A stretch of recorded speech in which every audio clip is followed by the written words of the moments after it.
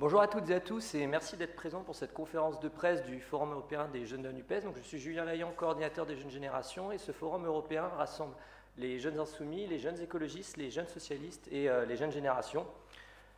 Donc ce forum, il est avant tout né d'un constat, celui que notre génération est dos au mur face aux urgences en cours. L'urgence d'abord du réchauffement climatique qui s'accélère. On a eu le mois de juillet le plus chaud jamais enregistré sur Terre cet été. On a eu des méga-feux dans de nombreux pays, on peut penser par exemple à l'Algérie ou encore la Grèce. Et on a aujourd'hui une réponse des pays en Europe qui est insuffisante et de l'Union européenne, voire même contre-productive bien souvent, quand par exemple on signe des traités de libre-échange qui ont des conséquences terribles d'un point de vue climatique. Une urgence sociale avec une inflation galopante, je pense qu'on le voit tous quand on va faire les courses, que le prix des denrées alimentaires augmente de plus en plus. On a le prix de l'énergie qui aujourd'hui augmente et ça a des conséquences terribles pour la vie des Français et en particulier pour les plus jeunes. On a aujourd'hui 1/5 des Européens qui est pauvre et dans de nombreux pays en Europe, on constate que nos droits sociaux sont attaqués. On a eu l'exemple parfait en France avec la réforme des retraites et la retraite à 64 ans, où le gouvernement était minoritaire et a quand même décidé de passer en force. On a eu en Italie le Giorgia Meloni qui a supprimé l'équivalent du RSA pour les familles les plus précaires. Et dans les mêmes temps, on constate que les grands profits des entreprises, que les milliardaires sont de plus en plus riches, tandis que la majorité de la population, elle, s'appauvrit. Une urgence démocratique dans de nombreux pays. On peut penser encore une fois à la France avec cette réforme des retraites où le gouvernement est quand même passé en force contre l'avis du Parlement et contre l'avis de la majorité de la population. Et partout en Europe, l'extrême droite progresse. Elle gagne de plus en plus de terrain et la droite elle-même aujourd'hui reprend ses mots et reprend ses thèses. Et dans de nombreux pays aujourd'hui, la droite et l'extrême droite s'allient. L'élection présidentielle 2022, je pense qu'on peut parler pour toutes nos organisations, a été une grande déception puisqu'aucun candidat de la gauche et de l'écologie n'a été qualifié au second tour et on a revécu le match Le Pen-Emmanuel Macron qu'on ne voulait plus voir une fois de plus. Pourtant, aux élections législatives, il y a eu un accord historique qui est celui de la NUPES qui a redonné espoir à des millions de Français et en particulier à la jeunesse qui a passé cette NUPES en tête aux élections législatives et nous étions d'ailleurs en tête lors du premier tour. Cette NUPES qui a démontré qu'ensemble nous étions capables de peser face à ce bloc macroniste libéral qui détruit nos droits sociaux et un bloc d'extrême droite de plus en plus vindicatif, de plus en plus offensif et raciste, et que nous étions capables d'offrir un autre chemin, celui de la justice sociale, de la transition écologique et d'une plus grande démocratie. C'est pourquoi, et face à ces urgences et cet espoir qu'a été la NUPES, nous, organisations de jeunesse, on a regretté qu'aucun dialogue n'ait été ouvert afin d'éviter cette désunion de la NUPES lors des élections européennes qui s'annoncent. Et c'était le sens de l'appel d'Alfortville qu'on a eu. Donc suite à cet appel, nous avons décidé d'entamer, de partir de la base en fait, de reparler du fond, puisqu'on nous expliquait que nous étions peut-être irréconciliables sur les questions européennes. Donc nous on a décidé de jouer le jeu et d'entamer des discussions programmatiques donc, qui ont été autour de 7 éléments. La bifurcation écologique, la justice sociale, l'économie, la question démocratique en Europe, les droits humains et les libertés fondamentales, l'accueil digne des exilés et la paix en Europe. Et le résultat, il est sous vos yeux, c'est ce petit manuel de 166 propositions du Forum européen des jeunes de la NUPES. Donc maintenant, tout ce qui nous manque, c'est une liste pour porter ce programme. Bonjour à toutes et à tous, merci beaucoup pour votre présence à la fois dans la salle et sur les réseaux sociaux. Donc moi, c'est Emma Fourreau pour les jeunes insoumis. Et ici, il y a bien un constat qu'on peut toutes et tous dresser autour de ce pupitre et sûrement aussi dans cette salle, c'est le fait que l'extrême droite progresse partout en Europe, avec son projet à la fois inégalitaire, oligarchique et évidemment discriminatoire. Julien l'a dit, la mesure emblématique du gouvernement de Meloni en Italie, c'est quoi? C'est la suppression du RSA, donc l'équivalent en tout cas du RSA en France, preuve une fois de plus que l'extrême droite s'attaque aussi et avant tout aux pauvres. En Hongrie, en Pologne, c'est le droit à l'IVG qui est attaqué. Et cette extrême droite en Europe, elle prospère sur quoi? Elle prospère bien souvent sur l'impuissance des gauches à proposer une alternative claire et lisible. Cette alternative claire et lisible, nous, on l'a réalisée en juin 2022. Ça s'appelle la nouvelle Union populaire écologique et sociale, ça s'appelle la NUPES. Et avec ça, on a réussi à gagner le premier tour des élections législatives et on a réussi surtout à faire entrer au Parlement beaucoup plus de députés de gauche que de députés de l'extrême droite. Et si on a réussi à le faire en 2022, nous pensons qu'on peut le faire de nouveau en 2024 et dans les années à venir parce que c'est un devoir. Je pense que bien souvent on sous-estime la portée nationale d'une élection européenne. Parce qu'on peut comprendre que pour les États majeurs, ce soit aussi une question de combien de sièges on peut faire chacun à cette élection, mais le véritable enjeu, il n'est pas là. L'enjeu, c'est quelle lecture médiatique et politique va sortir de cette élection européenne. Qu'est-ce qui va être imprimé aux yeux des Françaises et des Français au sortir de cette élection? Est-ce que ce sera une nouvelle fois un duel Macron-RN, ou est-ce que pour une fois, et comme on l'a fait aux législatives, eh bien l'alternative claire, ce sera au contraire la gauche unie? Et c'est pour ça que nous sommes réunis, c'est parce que nous ne voulons pas que Jordan Bardella puisse dire « bon bah voilà, le bulletin anti-Macron c'est moi, l'alternative c'est moi ». Non, l'alternative c'est nous, c'est pour ça qu'on est ici toutes et tous ensemble. C'est parce que les organisations mères, on va dire, n'ont pas fait le travail que nous estimons nécessaire, que nous nous sommes réunis pendant plusieurs mois, notamment pour préparer justement ce programme. On vous l'a montré, on vous le montrera, je pense, tout au long de cette conférence de presse, puisque c'est l'objet de cette conférence. Mais je vous parlais tout à l'heure justement du recul des droits lorsque l'extrême droite est au pouvoir. Et c'est pour ça que dans notre programme, on a tenu à mettre la proposition 114, qui est de garantir le droit à l'IVG, de garantir le droit à la contraception et de l'inscrire justement dans la Charte des droits fondamentaux et de garantir aussi son accès sûr et gratuit. Et on a de nombreuses mesures en ce sens pour davantage de droits et libertés. Et également, un des autres enjeux que nous traitons dans ce programme, c'est la question de la démocratie, parce qu'un enjeu aussi très important au niveau des élections européennes, c'est le fait que les citoyens et les citoyennes françaises aujourd'hui ne se reconnaissent pas forcément dans l'Union européenne et dans ses instances, parce que très éloignés de nous, parce que très antidémocratiques aujourd'hui. C'est pour ça qu'on propose de démocratiser cette Union européenne, pour qu'il y ait enfin une véritable intervention populaire dans ces instances, et également donc pour rapprocher les citoyens et citoyennes de l'Union européenne, mais aussi pour en sortir les lobbies et les intérêts privés qui aujourd'hui sont omniprésents dans l'Union européenne. Donc c'est deux facettes du programme que j'ai présenté. On va vous présenter d'autres facettes tout de suite.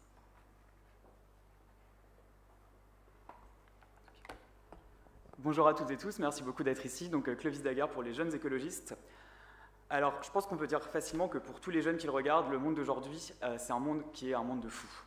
En fait, le monde dans lequel on est, c'est le monde où des régions entières disparaissent, brûlent à cause des méga-feux. C'est un monde où on peut avoir des centaines de millions d'oiseaux, des centaines, même des milliards d'insectes qui disparaissent en seulement quelques décennies et personne ne s'en préoccupe. C'est un monde où aussi plus aucun endroit sur Terre n'est épargné par la pollution aux particules fines, par exemple. Et enfin, c'est un monde sur lequel on va se demander si ça sera possible dans les quelques années qui viennent d'avoir de l'eau potable. Et on a déjà des îles comme Mayotte aujourd'hui où il n'est plus possible d'avoir accès à l'eau potable pendant plusieurs jours, pendant même peut-être plusieurs semaines. Donc voilà le monde dans lequel on est actuellement aujourd'hui. Et dans ce monde, l'espoir, il devrait reposer sur notre président de la République, Emmanuel Macron. Ce même président de la République qui, il y a quelques jours, en juillet, a remis la Légion d'honneur au patron de Total, cette entreprise écocidaire qui continue à faire son argent sur les énergies fossiles qui détruisent notre environnement. Ou le même président qui a dit, il y a encore de manière encore plus récente, qui a dit aux élèves de 6e, le changement climatique, c'est à vous de le résoudre, allez planter des arbres, allez-y, vous verrez, ça va marcher. Donc voilà, nous vivons dans un monde où l'espoir, il devrait reposer sur ce genre de personnes. On est dans un monde où la priorité de la rentrée, c'est l'abaya et pas la précarité. On est dans un monde aussi, on l'a vu encore tout récemment, où l'extrême droite est maintenant jugée plus crédible pour gouverner que les autres partis.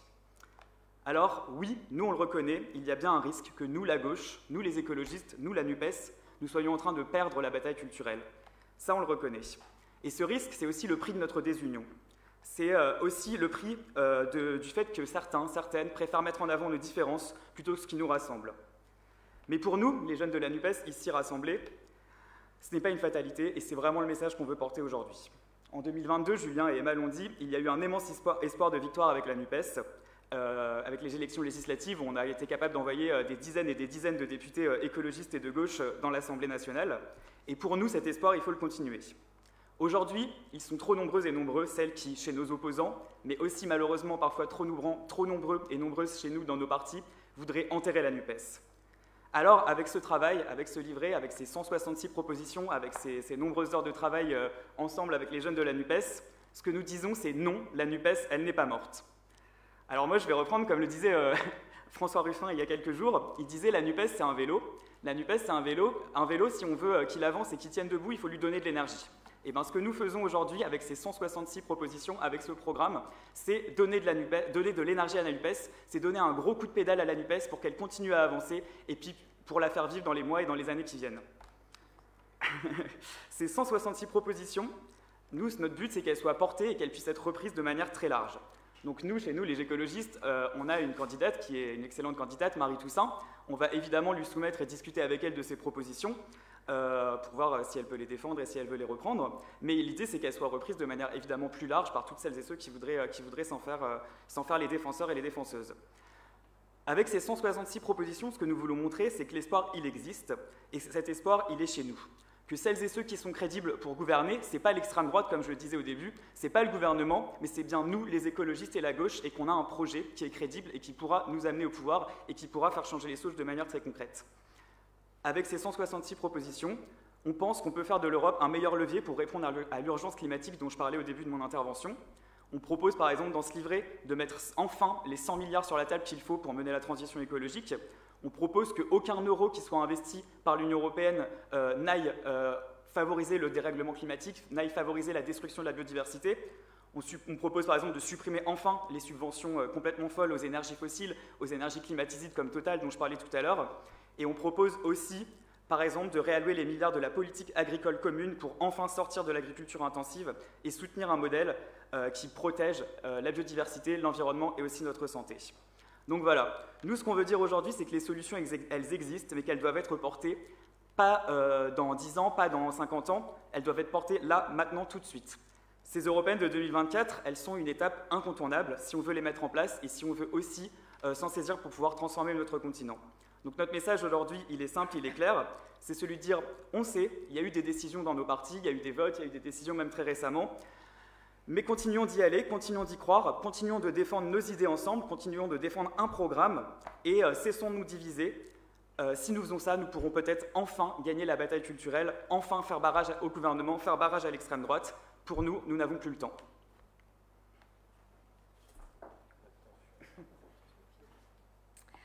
Bonjour, alors je suis Mathilde pour les jeunes générations. Notre génération, c'est la génération climat, c'est la génération 49.3, c'est la génération précarisée. C'est celle où nos parents estiment aujourd'hui que nous vivrons bien moins bien qu'eux. Alors face à l'augmentation des inégalités, face à l'inflation, face à des services publics sacrifiés, face à la remise en cause de nos acquis sociaux en France, mais aussi partout en Europe, nos concitoyens n'ont plus le temps et notre génération n'a plus le temps. Aujourd'hui, donc dans ce livret dont on vous parle depuis tout à l'heure, nous avons 20 mesures pour une Europe sociale, 20 mesures pour améliorer la vie des Françaises et des Français, améliorer la vie des Européens et des Européennes. Que ce soit en matière de logement, mais aussi pour la santé, en protégeant les systèmes de santé, avec notamment parmi elles une proposition, la proposition numéro 30, concernant la relocalisation de la production de médicaments. C'est aussi de garantir les salaires dignes partout en Europe, avec la proposition numéro 39, ou encore d'améliorer les conditions de travail et de garantir le droit au repos, en passant par la retraite, mais aussi l'aménagement du temps de travail. Parmi nos propositions, vous allez en découvrir également 3 sur les traités, et notamment la révision des traités européens afin de sortir de l'austérité, parce que je pense que ce qu'on peut aussi vous dire tous ensemble, c'est qu'aujourd'hui, aucun point de ce programme, qu'on nous disait tellement, voilà, avec un fond tellement disparate qu'on ne pourrait pas s'unir, aucun de ces points n'a été passé sous le tapis. On a vraiment discuté de tous les points qu'on nous disait tellement clivants qu'ils étaient incapables de nous rassembler, que nous étions incapables de nous rassembler. Ce programme, c'est un programme très complet pour changer l'Europe, que vous pouvez donc d'ores et déjà découvrir, parce que face à l'urgence démocratique dont a parlé Emma, face à l'urgence écologique dont a parlé Clovis, et à l'heure de l'urgence sociale dont je viens de vous parler, nous n'avons plus le temps, de la division. Il y a un an, nous avons réussi à nous unir pour faire élire des députés de la NUPES à l'Assemblée nationale qui tous les jours travaillent ensemble et s'engagent pour proposer des mesures sociales et contrer la politique libérale du gouvernement. Nous avons aussi su, il y a 8 mois, nous unir pour défendre la retraite à 60 ans. Aujourd'hui, c'est une nouvelle étape qu'on propose. Aujourd'hui, on montre qu'on a réussi à se mettre d'accord, à débattre et à écrire tous ensemble un programme commun européen, que l'écriture de ce programme était possible. Durant l'été, nous, organisation de jeunesse, nous avons pris nos responsabilités. Nous avons montré que nous étions prêts, que nous étions bien conscients des urgences, que nous étions à la hauteur des enjeux. Et aujourd'hui, on appelle nos aînés à en faire de même. Et si certaines portes, effectivement, se ferment, vous pouvez compter sur nous pour mettre notre pied dans l'ouverture de chacune d'entre elles, empêcher de les voir se verrouiller. Et désormais, dans chacune d'entre elles, pour être sûr qu'elles restent bien ouvertes, nous pourrons glisser un programme commun européen, le programme du Forum européen des jeunes de la NUPES. Bonjour à toutes et à tous, je suis Emma Rafovic, la présidente des Jeunes Socialistes. Je vais te passer mon verre, parce que sinon j'ai peur de faire n'importe quoi.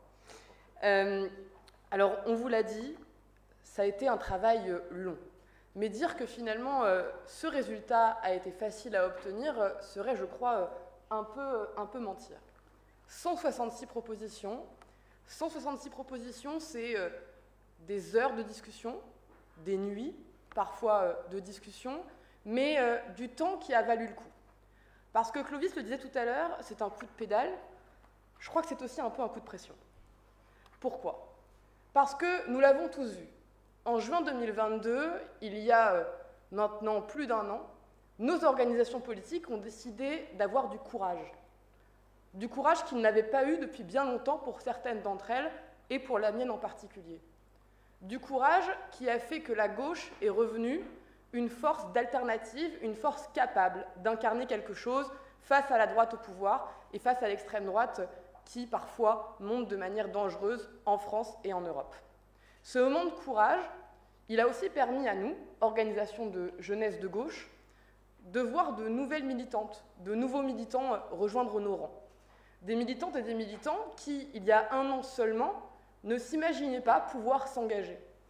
Des militants qui ont fait le choix de l'engagement à gauche parce que nous avions fait le choix collectif de l'union. Et oui, ce que nous disons finalement est assez simple. Si nous refusons aujourd'hui des divisions factices, si nous refusons de laisser parfois des appareils prendre des décisions malgré le fond que nous arrivons à démontrer convergent, eh bien ils font une erreur. Et nous appelons finalement à leur responsabilité. Quand nous faisons campagne dans nos partis, quand nous discutons avec l'ensemble de nos responsables politiques, nous observons peut-être parfois un désespoir grimper.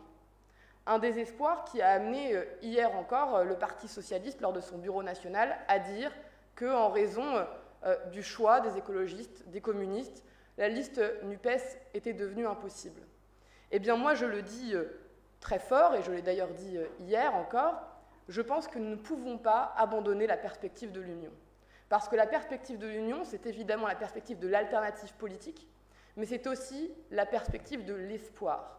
Et la gauche, c'est le camp de ceux qui changent la vie, pour reprendre des formules très socialistes, mais c'est aussi le camp de l'alternative et de l'espoir, et je pense que c'est cela que nous avons voulu exprimer. Alors, mes camarades s'exprimeront après moi et évoqueront les perspectives, la suite que cela implique pour nous, jeunes organisations de gauche, mais je pense que ce que nous exprimons aujourd'hui, au-delà de ce magnifique document que je vais brandir une nouvelle fois, c'est bien un message d'espoir que nous adressons aux militantes et aux militants de gauche et aux jeunes qui ont envie de franchir la porte de l'engagement militant. Nous leur disons, il y a des gens dans les partis politiques qui aujourd'hui peut-être vous déçoivent un peu, qui ont envie de porter votre voix. Aujourd'hui, c'est ce que nous faisons. Nous portons votre voix et nous allons convaincre nos aînés.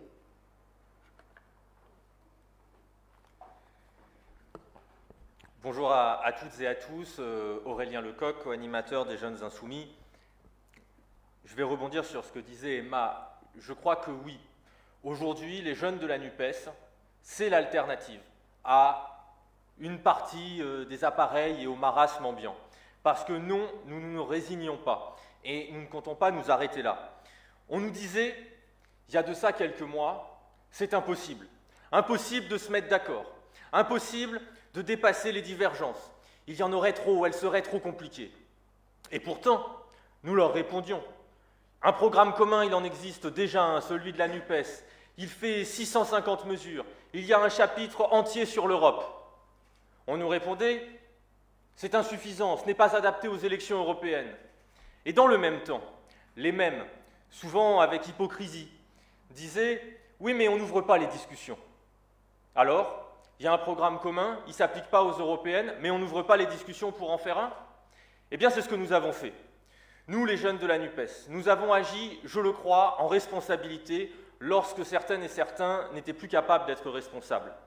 En responsabilité, et nous avons même découvert, en marchant, que des points de consensus, il y en avait plus que ce que nous pensions. En s'inspirant du programme de la NUPES, au début, nous nous sommes dit, nous allons prendre un acte fort et poser 10 propositions importantes sur la table. De 10 propositions importantes sur la table, on s'est dit c'est insuffisant, on n'arrivera pas à tout traiter, on a trop d'idées. Alors, on va faire 7 thèmes. C'est les 7 thèmes que Julien a rappelés. Dans ces 7 thèmes, on devait faire entre 5 et 10 propositions maximales. Nous disant nous allons arriver à un document qui ferait 40, 50, voire 60 propositions. Tout l'été, des groupes de travaux ont travaillé, ont planché, ont échangé, ont discuté, au milieu du mois d'août, souvent par visio. Et des 40 ou 50 propositions qu'ils devaient nous en rendre, ils nous en ont rendu 166. Et à n'en pas douter, ils en ont même supprimé parce que ça faisait trop, parce que ce n'était pas les plus centrales. Si demain on nous demande de faire un programme allant à 300, 400 ou 500 propositions, je suis sûr qu'avec un peu de temps, quelques nuits supplémentaires et quelques pizzas en plus, nous y arriverons. Ce programme aujourd'hui, il fait notre fierté et il est l'alternative au marasme ambiant. Ce programme, on propose même d'en faire quelque chose. J'ai entendu, il y a quelques mois, Olivier Faure nous dire qu'il était favorable, dans l'acte 2 de la NUPES, à la constitution d'une agora. Je pense qu'on est nombreux ici à partager l'idée qu'il puisse y avoir une agora de la NUPES. Eh bien, pourquoi ne pourrait-il pas se tenir une première agora de la NUPES avec comme sujet de travail, d'échange et de débat le programme commun des européennes fait par les jeunes? Au moins, on ne partirait pas de rien. On utiliserait cette première brique que nous avons posée. Cette première brique, elle est importante pour nous parce qu'elle est l'espoir de notre génération. On l'a dit, ça a été dit sur l'écologie, sur la démocratie, sur l'extrême droite. C'est un programme qui a brossé l'ensemble des sujets. Et je vais vous en lire quelques-unes également parce que je crois que la jeunesse y a intérêt. Ce programme, c'est aussi la possibilité pour les jeunes de sortir de la galère, de la misère, dans un moment de rentrée où, de nouveau, les files alimentaires s'allongent parce que les jeunes n'ont pas à manger. On le sait, 1 sur 2 brade toujours des repas en France. Qui aujourd'hui, parmi les responsables politiques, est en désaccord avec la proposition 34 qui veut une allocation d'autonomie pour les jeunes pour que chacune et chacun puisse manger? Qui parmi eux est en désaccord avec la proposition 35 qui propose de mettre fin à l'austérité et d'investir des moyens dans l'enseignement public partout en Europe? Qui encore est en désaccord avec la proposition 37 qui dit que nous interdirons les stages non rémunérés pour qu'enfin les jeunes ne soient plus exploités à travers l'Union européenne? Et enfin, qui est en désaccord avec le fait d'étendre le revenu de solidarité active à toutes et tous? À nos aînés, nous leur disons, aujourd'hui on lance de nouveau un cri d'alerte, une interpellation forte. Ne soyez pas les enfants gâtés de la NUPES. Ne soyez pas celles et ceux qui, au moment des législatives, ont opportunément pris les sièges pour derrière tout oublier et nous abandonner. Ne nous abandonnez pas. Nous, la jeunesse qui galère, nous, face à l'extrême droite, face à la crise climatique, n'abandonnez pas votre jeunesse. Écoutez-la. Tout est prêt pour cette liste commune. Finalement, mener campagne ensemble, nous savons le faire. Nous l'avons montré, nous avons fait un bel événement, je crois, à Alfortville, nous avons fait du matériel commun. Avoir un programme et surmonter nos divergences, c'est fait également. Nous avons un programme commun. Alors, pour déverrouiller la situation, finalement, que manque-t-il? Une liste commune. Eh bien, je pense que s'il fallait vous aider à constituer une liste, nous serions en capacité de le faire. Et si, par exemple, construire une liste des jeunes de la NUPES permettait de régler le problème, eh bien, je pense qu'on y arriverait et que ça nous permettrait, enfin, d'avoir de l'espoir et de battre en face de nous la Macronie et le Rassemblement national.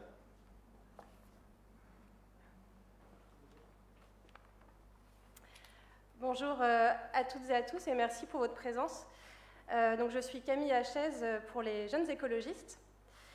Je tenais tout d'abord à vous faire part de l'immense fierté d'avoir conduit ce projet avec mes camarades des autres organisations de jeunesse de la NUPES. Je suis fière que nous ayons su faire ce que nos responsables de parti n'ont pas su faire, à savoir débattre du fond et construire un projet commun. On l'a rappelé, il y a urgence, et nous, c'est en ayant conscience de cette urgence que nous avons décidé d'agir en responsabilité. Et je pense qu'on peut le dire aujourd'hui, on peut l'affirmer, nous, organisations de jeunesse, avons fait preuve de plus de responsabilité que nos aînés. Le débat que nous devons avoir sur l'union, c'est de dépasser les jeux d'appareil. Les Françaises et les Français de gauche, ils nous attendent, ils nous regardent. On l'a vu dans les sondages, 80% des sympathisants veulent une liste NUPES à l'élection européenne. Parce qu'ils savent et parce qu'on sait que notre camp doit faire l'union pour gagner la bataille culturelle et pour gagner aux prochaines élections. Et donc, ce qu'on propose aujourd'hui, c'est de ça dont il s'agit. Parce que les Françaises et les Français, ils n'en ont rien à faire des velléités identitaires de nos partis. Ils n'en ont rien à faire de savoir quel parti à gauche est le plus beau, le plus grand, le plus fort. Ils n'en ont rien à faire parce qu'ils savent qu'aujourd'hui, on pèse entre 5 et 10% dans le débat public, alors que le RN est à 25%. Et donc, ce qu'on dit aujourd'hui aux responsables de partis, je vais peut-être même les appeler les irresponsables de nos partis, ce qu'on leur dit, c'est « ne décevez pas notre camp, ne décevez pas notre génération ». Si le projet de justice sociale, si le projet pour le climat ou pour notre avenir, ce ne sont pas que des mots, prouvez-le. Montrez que vous n'êtes pas déconnectés des attentes des Françaises et des Français.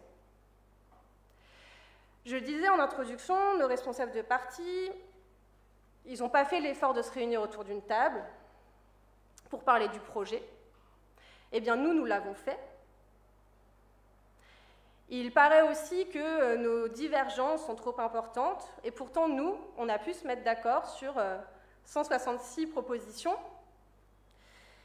Et donc, puisque les représentants et les représentantes de nos partis n'ont pas voulu se mettre autour d'une table, eh bien nous allons les y rejoindre.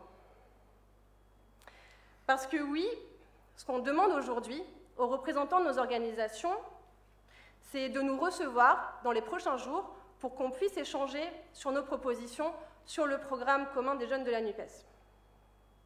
Si les divergences sont trop importantes, pour ne pas faire une liste unique, expliquez-nous lesquelles.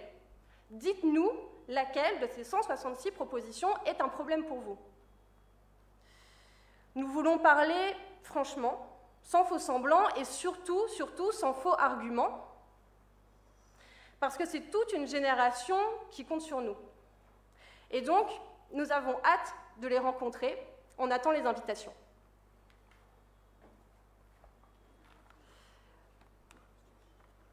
On va désormais prendre une série de questions, si vous en avez.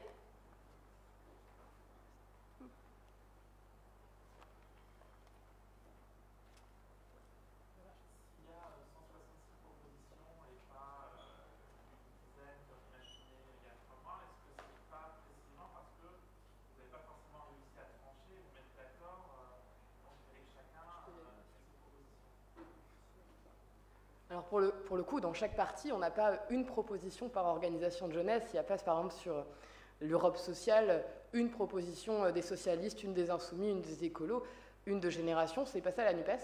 La NUPES, c'est bien justement travailler en commun pour ensuite proposer un projet qui puisse incarner l'alternative.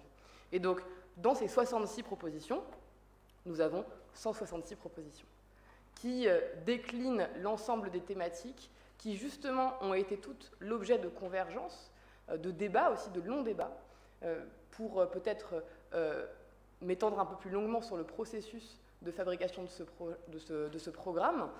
Chaque organisation de jeunesse avait travaillé à des propositions en son sein. Elles ont ensuite été mises en commun et débattues dans des groupes qui représentaient l'ensemble des organisations, Ces propositions ont été débattues dans le but à la fois évidemment de montrer là où il y avait des divergences, mais là aussi il y avait des convergences. Et ensuite, c'est évidemment tout un processus de compromis qui a été réalisé. C'est aussi ça la force, je crois, de ce travail en commun, de ce process qui a été celui du Forum européen des jeunes de la NUPES. C'est qu'on est évidemment arrivé avec nos identités, avec nos idées, avec nos envies aussi de ce qui devait être aussi l'identité d'un programme de la gauche pour les élections européennes de 2024. Et à ce moment-là, nous avons réussi à trouver des espaces de convergence. Et ceci en est l'expression. Quels ont été les sujets qui ont été plus de divergence? Est-ce qu'il y a d'autres sujets sur lesquels vous n'avez pas réussi à vous mettre d'accord et qui ne sont pas d'accord? Alors non, tout y est. Je me permets de dire que tout y est. Des propositions ont fait, en l'occurrence certaines, l'objet de beaucoup d'heures de débat, notamment évidemment déjà sur le rapport, et c'est dans l'introduction de ce texte. Nous avons pour certains ou certaines d'entre nous des différentes visions de l'idéal européen. Sommes-nous fédéralistes? Sommes-nous pour certains plus proches d'une vision de l'Europe des peuples? Et évidemment, cela implique aussi des philosophies différentes dans la construction de propositions. Ce qu'on s'est dit, c'est évidemment que tout cela était important, c'est pour ça que nous l'avons notifié dans l'introduction notamment, mais que ça ne pouvait pas empêcher un travail sur l'union et sur les convergences. On a eu des débats importants sur le rôle diplomatique de l'Union européenne.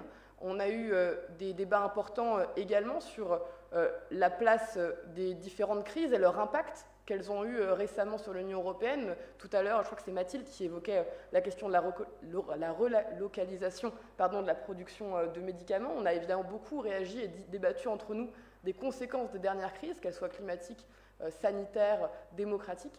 Et finalement, nous avons trouvé beaucoup de points de convergence. Je sais pas si d'autres personnes... Vas-y. Et c'est justement en discutant qu'on se rend compte que parfois les divergences, c'est juste une question de vocabulaire, parce qu'il y a quelque chose qui est très important pour les insoumis, c'est la désobéissance aux traités européens lorsqu'ils ne sont pas compatibles justement avec des mesures de bifurcation écologique et sociale. Et en fait, en discutant, on se rend compte qu'on est tous d'accord ici, mais que c'est parfois un problème de vocabulaire. Chez les écolos, je ne retiens jamais l'expression, c'est... Déroger. Voilà, déroger de manière temporaire. Voilà, mais finalement, c'est dire exactement la même chose. Donc c'est grâce à ce travail qu'on se rend compte aussi qu'on fait souvent des montagnes de choses qui sont toutes petites parce que finalement, on est d'accord sur l'essentiel. Justement, pour les inscrits sur la proposition 155, Oula. permettre aux États membres de construire à terme leur indépendance vis-à-vis de l'OTAN, et quand même relativement loin de sortie de l'OTAN. Vous avez envie de faire ça? Non, je ne crois pas, c'est ce que disait Emma avant. L'enjeu, c'est de savoir ce qui fait commun entre nous, en sachant que certains voudraient aller plus loin. Nous, la France insoumise, et vous le savez, si Jean-Luc Mélenchon avait été élu président de la République, si nous étions aujourd'hui au pouvoir, la France sortirait de l'OTAN. Bien. Après, dans le cadre de ces élections européennes, et pour être en capacité de battre l'extrême droite, parce qu'on pense que c'est la première urgence ici, là, maintenant et demain, nous sommes d'accord, et je crois d'ailleurs que nos camarades socialistes l'ont compris, pour dire que l'enjeu était que les États puissent être indépendants de l'OTAN. Et donc, cette proposition n'empêche pas, si demain, en 2027, c'était un candidat insoumis qui gagnait la présidence de la République, par exemple, cette proposition n'empêche absolument pas la France de sortir de l'OTAN. Je ne sais pas si c'est clair.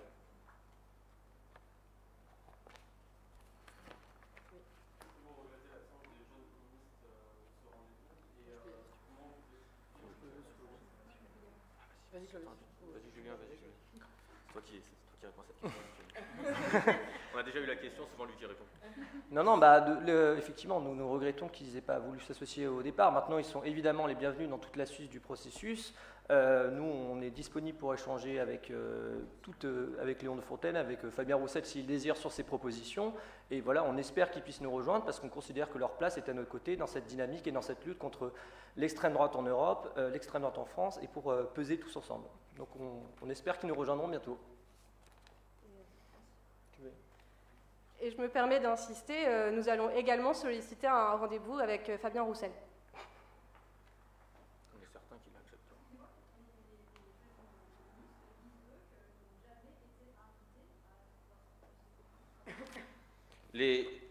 Nos camarades des jeunes communistes, que nous apprécions puisque nous avons mené avec eux plusieurs campagnes présidentielles et dont nous considérons, en tout cas à nous les insoumis, que franchement, il y a à peine une feuille de papier à cigarette entre nos points de vue et notre vision de la société. Bon. Les camarades des Jeunes Insoumis des jeunes communistes, nous ont fait savoir, lorsque nous avons entamé les processus, les travaux communs, qu'eux ne se reconnaissaient pas dans la NUPES. C'est leur droit, mais si aujourd'hui, Hassan, qui est le responsable des jeunes communistes, souhaite intégrer les jeunes de la NUPES, souhaite discuter de ce programme, souhaite mener ces combats avec nous, très sincèrement, Hassan, je te le dis, tu es le bienvenu, nous nous voyons quand tu veux, y compris à la sortie de cette conférence de presse, je suis disponible jusqu'à ce soir, et ce sera avec grand plaisir. Et par ailleurs, nous connaissons bien notre camarade Léon Desfontaines, qui est chef de file, je crois, pour le Parti communiste. Lui aussi, s'ils veulent nous recevoir avec Fabien Roussel et Léon Desfontaines, comme Camille le demandait dans ces prochains jours, eh bien nous serons très heureux de les rencontrer, et nous sommes certains que par la discussion, on leur ferait la démonstration que nous sommes bien plus proches que ce qu'ils pensent.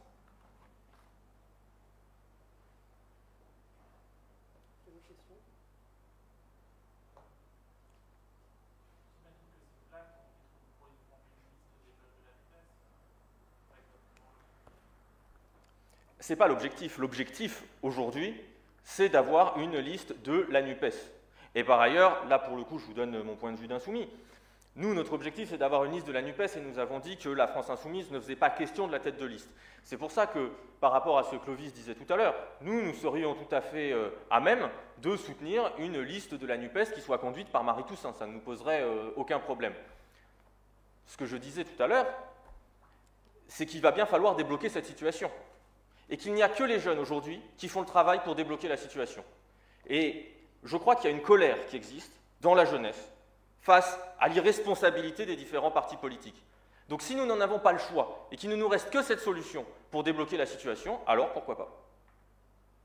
Il y a quelqu'un qui s'est proposé de faire une liste de communes de la gauche qui s'appelle Ségolène Royal. Vous, les jeunes de la NUPES, par rapport à cette proposition? Je vais continuer parce que ça s'est effacé du coup dans nos universités d'été, qui étaient au cœur de la rentrée. Et à Blois aussi, c'est vrai qu'elle est venue également à Blois. Nous, on salue, je pense, en tout cas c'est notre point de vue, et je pense que c'est le point de vue de la plupart, on salue toutes celles et ceux qui aujourd'hui demandent une liste d'union. Ça a été effectivement le cas de Ségolène Royal, ça a été le cas de Benoît Hamon de Génération, ça a été le cas de Sandrine Rousseau, de Julien Bayou, de Jérôme Guedj du Parti Socialiste. Je vais en oublier, mais ça a été le cas d'un certain nombre de responsables politiques. Et à chaque fois, on les salue. Ségolène Royal a fait une proposition qui était de dire « Moi, je suis prête à être tête de liste pour rassembler la gauche ». De notre point de vue, si sa proposition permet de rassembler l'ensemble des partis politiques de la NUPES, alors on y est favorable. Par contre, si ce n'est pas le cas, eh ben, on cherche des solutions alternatives.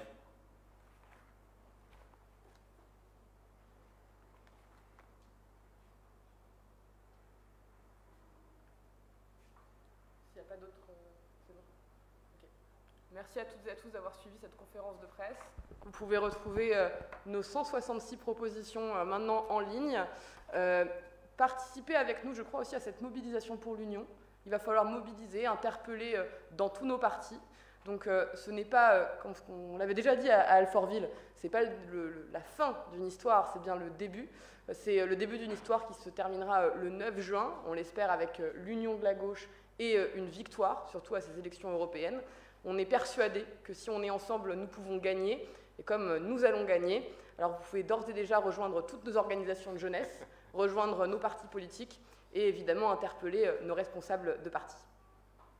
Aujourd'hui, notre génération, elle est au pied du mur. Face au dérèglement climatique, à la montée de l'extrême droite, nous n'avons plus le temps. En juin 2022, la nouvelle Union populaire, écologique et sociale a suscité un immense espoir dans la jeunesse en remportant le premier tour des élections législatives. Parce que nous n'acceptons pas la désunion de la NUPES aux élections européennes comme une fatalité, nous avons créé le Forum européen des jeunes de la NUPES en juin 2023. Notre appel lancé depuis Alfortville a permis de réaliser des discussions programmatiques que nos organisations politiques ne parvenaient pas à réaliser. Le rendu de ce programme permet aujourd'hui d'ouvrir sereinement le débat sur la possibilité de s'unir aux élections européennes de 2024. Mais c'est un point de départ. Nous appelons toutes les organisations politiques de la NUPES à s'en saisir. En juin 2022, nous avons été capables de nous rassembler sur un programme commun de plus de 650 propositions parmi lesquels un chapitre entier sur la politique européenne. C'est ce programme qui a permis d'ouvrir des discussions pour l'Europe. Nous présentons aujourd'hui 166 propositions pour une Europe sociale et écologique. Face à l'extrême droite et aux défis de notre époque, nous agissons en responsabilité. Nous voulons maintenant nous adresser aux responsables des organisations politiques de la NUPES. Un programme commun existe désormais. Plus que jamais, l'union est possible. Nous demandons aujourd'hui aux responsables de nos organisations de nous recevoir dans les prochains jours pour leur présenter ce programme. Il est temps d'échanger sur l'opportunité d'une liste commune aux élections 2024. Nous vous appelons à écouter votre jeunesse. L'espoir existe, ne nous décevez pas.